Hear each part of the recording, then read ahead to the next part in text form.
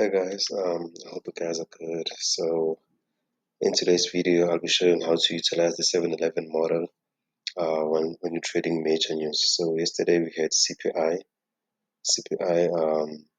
numbers got delivered at 8:30. I'm just gonna imitate this as CPI. So before the news before the news was delivered, I was looking at the price, and remember, as I told you about this 6 a.m. to 6:30 opening range. This is the range that we use for London, for New York session. I mean, if you want to use for London, you can use the 00 GMT to 00:30. That's the opening range for London morning session. So once you figure this deviation, this opening range here, we're gonna use a Fibonacci and measure from the high to the low. Why I'm measuring from a high to the low is because we already reached our buy side delivery. So the price was bullish from the morning. So because there was major news today, I was looking for sales, as a lot of people are looking for sales. So we had a second standard deviation here. I didn't put it correctly here, but there's a second standard deviation here, and we have the fourth standard deviation, which is here. This is a fourth standard deviation, which is exactly where the price retraced to after going higher. So I just want to break down this trade before we go any further. So now that we have figured the deviations, the first and then the second and the fourth deviation, as you know, the second is where I take out profits, and the fourth is where I take out the whole trade. This is where I collapse the whole trade. So here the price started at 7 a.m. As you know, the model is from 7 a.m. to 11. Let me just mark the 11 candle.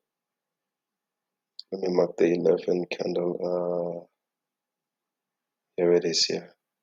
So this is basically our time frame for the model. Whether you're trading the news or not, this is a 7 a.m. This is 11 a.m. UTC. So firstly, at 7 a.m., the price created relative highs and relative lows as per usual. As you know that this is the most important part of the 7-Eleven model. It created relative highs and relative lows. Then, as you can see, the price took out liquidity here. I was looking for price to trade to this fair value gap that's above here as a manipulation. Like this is what I was looking for price to do something like as it did. It creates high, low, and now I was looking for price to trade to this and that, and then it retraced here and go lower. So the price didn't do this, but instead the price created the low, the high, the low, took out these highs here, traded lower, and retraced back to the true open, and then it delivered lower. So once the price didn't get to this, I was looking for this as my next target because this gap is supposed to be filled, and obviously we all know most of the time CPI and NFP, they normally a manipulation run. I don't trade the news. I don't personally trade the news, but I did take an execution here on my paper trading using the 7-Eleven model. So I took the entry here because I didn't know that the price was gonna get to this high. So I took the sell here, and then it traded to this, and I took out partial and partial here. So once the price traded to this, our it retraced back to the fair value gap. Then at 9:30, the price dropped, and it got to, that's where I took out my TP. It was at the fourth standard deviation here. So I knew what the price was gonna do, but I wasn't part of the movement using my like live account. I don't like gambling at the news and all of that. But I'm gonna show you how to trade the after effects of the news. So as you can see, the price created these highs and lows, took out the buy side, and at 7:30, that's where we marked our true open. Remember, then we marked the fair value gap above the true open, which is this one. This is the closest fair value gap that we have. That's close to the true open. Then the price traded high, took out the high, traded low, took out this low, then retraced to it, which is an optimal trade entry where the price took out the buy side and the sell side. Then it retraced back to the 50%. So this is where another entry was supposed to be taken from here, which we didn't because it was the news day. So I wasn't fully in for yesterday. But I'm trying to show you how you can be able to trade the news using the same 7-Eleven model. It doesn't have to change. It's the same delivery, same concept, and same everything.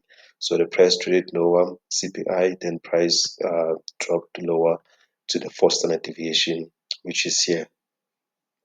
Then I didn't take this sell side delivery, but did participate on the buy side of it because as I've seen the price created this low and this short-term high here. After the short-term high was broken here, I took an entry at this favorable gap here because here we have an optimal trade entry. Basically, an optimal trade entry is when the low and the high were created, the low swing and a high swing were created, then the price retraced back to the favorable gap, we trace back to the 50%. This it confirms that the price we are going to be bullish now, and using the deviation here as a balance for price to trade higher. So I took this trade from this low, from this favorable gap here. Once I see this first favorable gap after this run here, I used it as an entry, and my stop loss was on the low. I'm gonna pop up the picture to show how I took the entry. It was a very straightforward entry because I did know that we had that buy side at the top. We had this favorable gap that wasn't filled. So my target was actually this favorable gap here. So and the timing was in around 11. So now that I took the entry from here, let me just put this. This is where I took an entry from this favorable gap. I used it as my discount PDRA. Then the wicks they do the damage, but if you can check the bodies was inside the favorable gap. So I took an entry from this to trade after the NFP, the CPI I mean. So I took an exit here. I took the exit here. Yes, the price did continue to deliver higher prices, but remember, we're using the time to be able to find a good execution, to find analogy and direction for our model. So I'm strict with my rules. I do everything that I see that price does. I stick to my time. So if we can be able to see price like this, if we can keep trading the 7-Eleven model, you're going to be able to look at price in a different way, and you cannot see these things repeat every day. This is how you treat the 7-Eleven model when we have the news. If there's major news coming, this is what you look for when you treat the 7-Eleven model. So we have our mentorship open.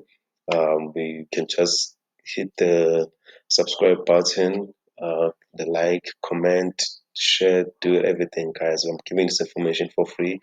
At least you can do is just to subscribe and like the video if you did find it insightful.